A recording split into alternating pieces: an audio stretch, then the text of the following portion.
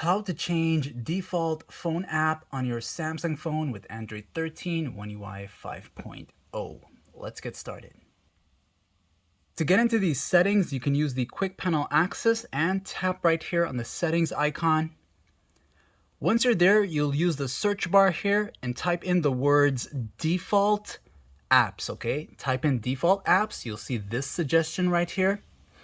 And you'll tap on that there, and this will take you to the part where you'll find all the default apps, this right here. Go ahead and tap on that, and from here on you'll see all the default apps settings, the different types on your phone.